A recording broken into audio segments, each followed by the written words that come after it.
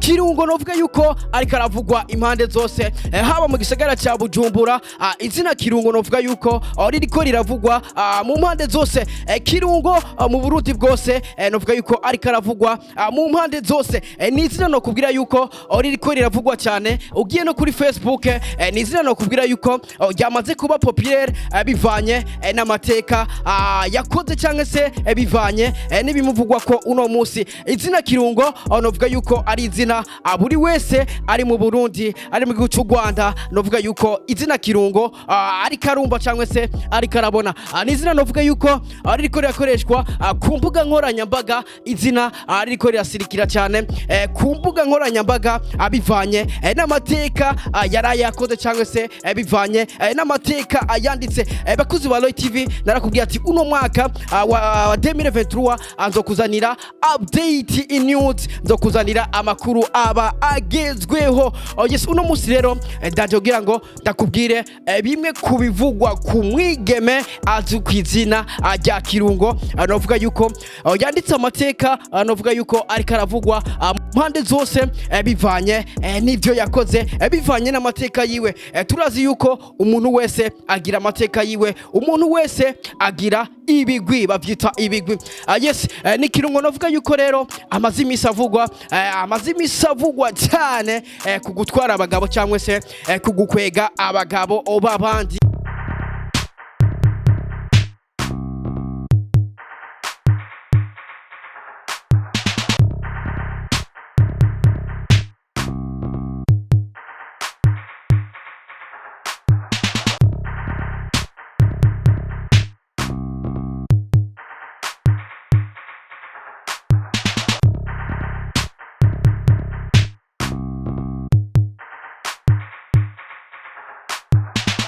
Bivugwa yuko abagabo bo mu ntara ya Muyinga bose yabagize abiwe. Akavugwa yuko abagore bose bo mu ntara ya Muyinga bamwidogera bivanye nuko bose abatwara abagabo. Ariko rero ndashaka mbanze ndakubaze nimba uri kuranyumva muri kano kanya, ndashaka ndakubaze mbega umugabo bamutwara bigenze gute? Mbega kuri wewe ikosa riri kuri Kirungo cyangwe ikosa riri ku bagabo?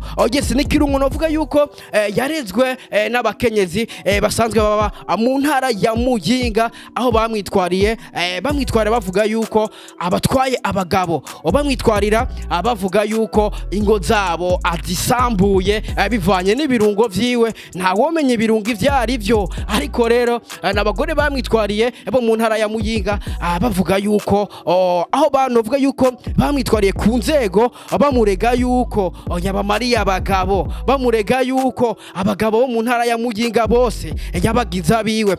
Biravugwa yuko rero uwo mwigeme azwi kw'izina rya Kirungo atari vyubu ahubwo ari kuva kera mu buto bwiwe. Novuga yuko kuva mu buto bwiwe yakwega abagabo cyane n'abasore bivanye n'uburyohe bwiwe utazi ubwari bwo. Bakuzi ba Roy TV ndashaka kuno munsi ndakuzanira amwe mu makuru utaruzi ku mwigeme azwi kw'izina rya Kirungo. Mbega ugerageje kumva iryo zina, ni izina novuga yuko twese turabizi. Ikirungo ni ikintu kiryosha indya, ikirungo ni ikintu bashira mu ndya, indya zikaryoha gusumba uko zari kuryoha.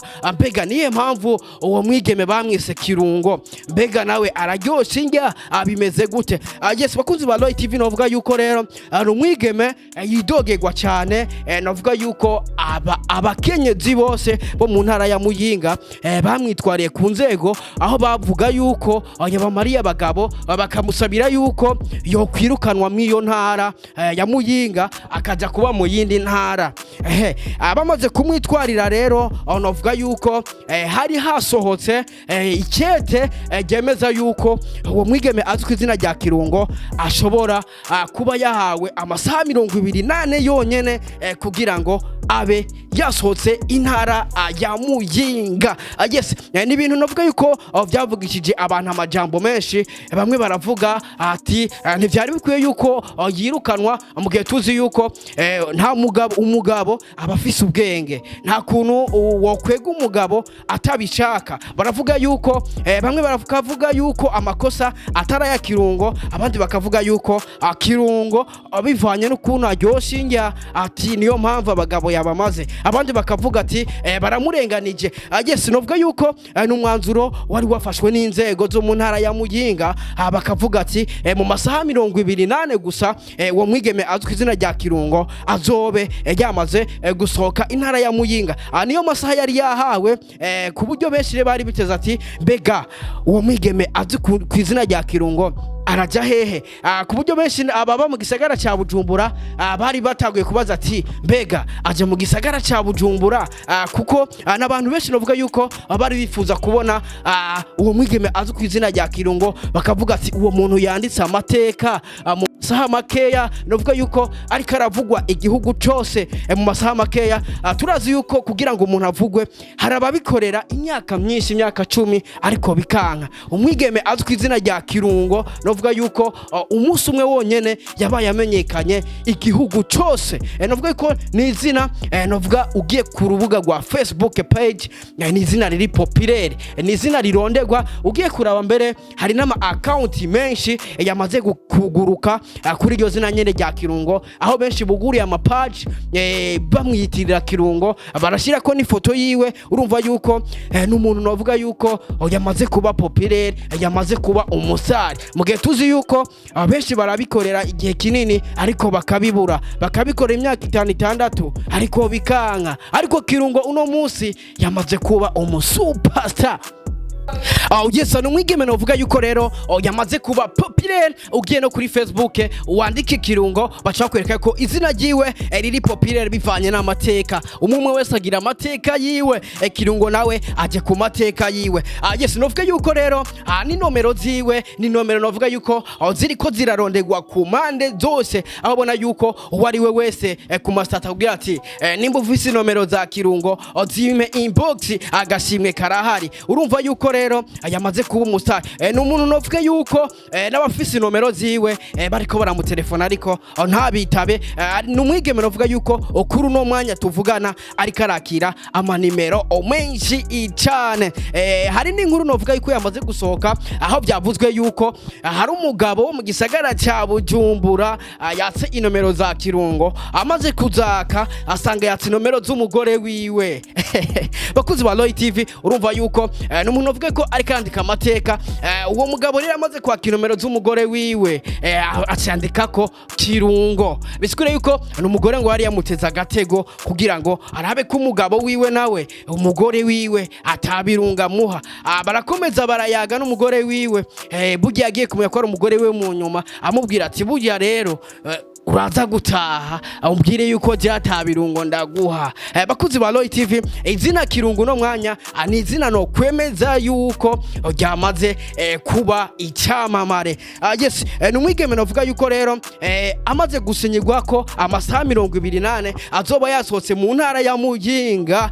Ariko rero siko byaje kugenda uko benshi bari babyiteze, siko byaje kugenda. Haje gusohoka novuga yuko ikete rivuye mu nzego nyene rihagarika kwirukanwa kuwo mwigeme azwi ku izina rya Kirungo. Nikete novuga yuko ryaje kuvugisha abantu amajambo menshi, aho benshi bavuze ati big up sana abavyanditse, bakoze ikintu gikwiye. Novuga yuko aho benshi bari bavuga ko yarenganijwe kwirukanwa, mu gihe tuzi yuko ata mugabo w'umwana baho, ata mugabo w'ikijuja baho, ati umugabo aje gushurashura nuko aba yabishatse cyangwa se nuko aba yabiteguye. Aho bavuga ati Kirungo ararenganwa, ahubwo ikosa riri ku bagabo bamenyereye gushurashura. Yes, nikete novuga yuko rero reka ndari gusomere wumve ukungene ryari ryanditse ryahagarika kwirukanwa cyangwa se kuba Kirungo yavuye mu ntara mu masaha 28 yonyene. Bakunzi ba Roy TV, narakubwiye ati uno mwaka nzokuzanira amakuru agezweho, nzokuzanira update news, nta handi uzumva amakuru nkaya atari kuri Roy TV. Yes, nikete novuga yuko ryasohowe n'inzego zo mu ntara ya Muyinga. N'itangazo basohoye bavuga ati musitanteri wa komine Butihinda yisunze imyidogo y'abakenyezi bamaze kumwitura abo ku mutumba akamara amagambo bidogera umwigeme yitwa Mukeshimana Aniera batazira Kirungo avuka yaje kuba kuwo mutumba ko abatwara abagabo agatako akanatyoza abakenyezi babo bagabo bafashwe ingingo ikurikira.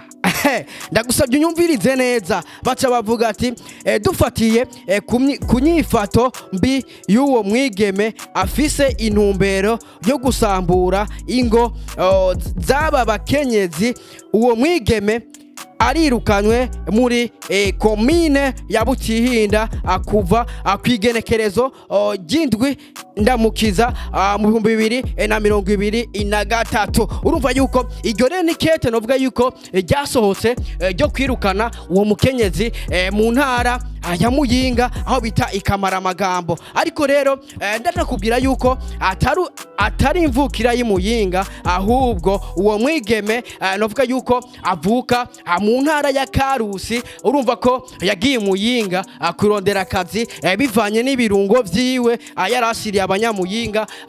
Bakunzi ba Roy TV, iryo rero ni kete novuga yuko ryavugishije abantu amajambo menshi. Baravuga ati bamuhoye ubusa, ahubwo abagabo nibo bafise ikosa kuko abagabo si bijuju, abagabo barazi ubwenge. Nimba umugabo ahisemo kuja gushurashura ati aba yabiteguye, ati ahubwo Kirungo ararenganwa. Yes, inyuma rero y'iryo kete haje gusohoka irindi kete navuga yuko ryahagarika kwirukanwa kuwo mukenyezi mu ntara ya Muyinga aho bitwa ikamara amagambo. Yes, bakunzi ba Roy TV, navuga yuko rero numwigeme ariko aravugisha abantu amajambo menshi, aba bavuga ariya abandi bavuga ariya. Inyuma yaho rero harasohotse irindi kete rivuga guhagarika kwirukanwa kuwo mukenyezi. Bisigura yuko babonye yuko arenganwa, ahubwo babonye ko amakosa ari ku bagabo. Ati mbega abagabo bashurashura biba bimeze gute? Bakunzi ba Roy TV, ndakubwira yuko ingeso yo gushurashura atari ingeso nziza. Urumva yuko ari ingeso ishobora gutuma urugo rwawe rusambuka, ari ingeso novuga yuko ishobora gutuma urugo rwa mugenzi wawe rusambuka. Yes, numwigeme razi ku izina rya Kirungo novuga yuko ku mbuga nkoranyambaga hariko haratangwa inomero z'ama fake, inomero biyitiriye yuko ari Kirungo. Ariko rero ni nomero novuga yuko igoye kuronka muri uno mwanya, kuko ni nomero novuga yuko yamaze kuba instari, kuko na Kirungo bwiwe yamaze kumusa. Turazi yuko iyo umuntu abaye umustari n'ibintu vyiwe byose bihita biba ibistari. Ni nomero novuga yuko rero iri kirarondegwa impande n'impande. Nimba uyifise ati ca wandika nganyere muri komanteri, inoti ubona zigushikira kuri rimikash.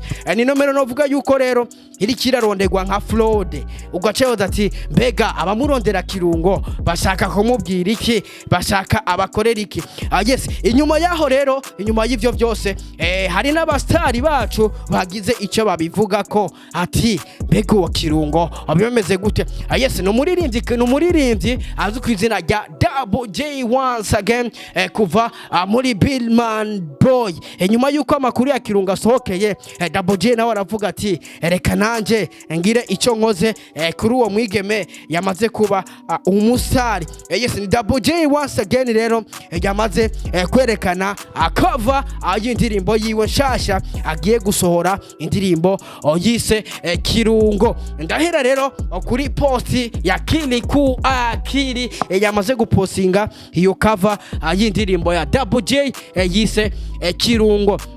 Nikiri kuno kubira yuko amaze isaha imwe apostinze iyo posti, iyo cover y'umuririmbyi azwi ku izina rya Double J once again, indirimbo yise Kirungo. Akantu rero kabijya kuri iyo cover hariko please do this with bisigura yuko ari indirimbo agiye gusorera abantu barenze imyaka 18 ati mbega iyo ndirimbo iza kuza imeze gute indirimbo iza kumviza abantu barenze imyaka 18 iyo ndirimbo ni indirimbo benshi biteganya igishika yes ni Kiri ku Kiri yanditse avuga ati abakunzi b'umuziki ndundi nimwe mukunze kuvuga ko Double J once again ari umuririmbyi mwiza aha icyizere cyiza umuziki wacu ariko nashaka nababwire ko naraye ndavyemeye ku yindi ncuro muzontahura nimwumva indirimbo yaraye akoze ayita Kirungo aho yaciye avuga ati Double J you so talented blow aho yashize ko n'utu emoji twibikombe acashirako n'agasinye ka 18 n'aka emoji k'umuriro yes ni post novuga yuko imaze ko isaha imwe yonyene ni post novuga yuko isa amakomanteri menshi cyane abona yuko na Double J once again yavuze ati my G for life kuri post ya Kiri ku Kiri aho benshi bavuga ati ubwo nurukato mu minsi ibiri ntikibaho yes urumva yuko rero abenshi bakomeje gutangazwa n'indirimbo Double J agiye kwandika mu minsi ibiri yonyene ikaba irasohotse mbega ku ruhande rwawe iyo ndirimbo izoba imeze gute mbega iyo ndirimbo uyiteguriye gute bakunzi ba Roy TV urumva yuko ari fire mbega ku ruhande rwawe ndashaka kwanza unyandikire muri komanteri mbega Kirungo uhuye nawe muri uno mwanya nakaye kajambo kamwe wo mubwira mbega urosi nomero ya Kirungo nakaye kajambo kamwe wo mubwira ani Double J once again no kubwira yuko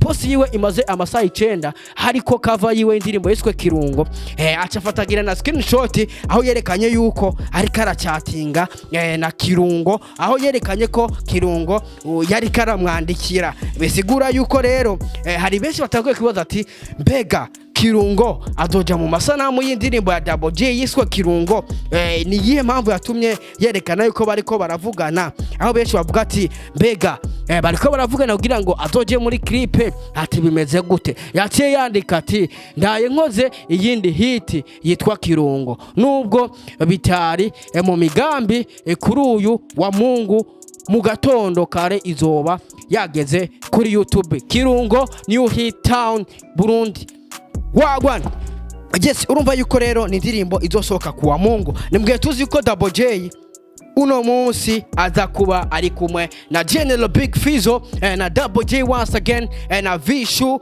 Love na D1 aho baza kuba abariko barakorera concert yo kugura novuga yuko akabare gakomeye cyane kazi kwizina rya Agela Plaza ni commentaire novuga yuko zikaze cyane kuri post ya Double J aho bamwe bavuga ati ikareka ugiye kudutwika ati mbega Kirungo azogaragara muri video ibintu nibaza nawe ukibaza ati iyo clip izo imeze gute yes ni na sat bisa turama buff n'amabuye the pleasant of ghetto novuga yuko nawe nyene yagize icyavuga aho yagize commentaire kuri uwo mwigeme azukwizina rya Kirungo avuga ati Kirungo abakaze ati Kirungo ati birungo vyiba bimeze gute yes nabantu baje kuvuga amajambo menshi babonye post ya Sat B aho baje gutangara bavuga ati ni Sat B novuga yuko akunze kuba akumwanya inkuru yayo yose iri on top Sat B agira ico ayivuzeko yes bakunzi ba Roy TV uno mwaka narakubwiye yuko nzokuzanira update news aho zoburi hose ni muri cya kiganiro tubabwiza ukuri show mbega ku ruhande rwawe Kirungo muhuye uno mwanya nakaye kajambo wo mubwira mbega urosi nomero yiwe ni kiye kintu wo mubwira mbega nawe ku ruhande rwawe Kirungo uramukeneye nimba umukeneye ndafise inomero yiwe tunyandikira ngaho musi muri commentaire kugira ngo ndaguhereze inomero yiwe yes jiwe ari kurumva ngaho kuri micro yari Mr Radio kuva kuri Roy TV na handi zo kumva makuru agezweho atari kuri Roy TV Mr Radio we love you so much ciao dusubira ubutaha wagwana bombastic tubabwiza ukuri show we love you so much Mr Radio Kirungo Mr Radio aka Kirungo we love you so much bombastic wagwan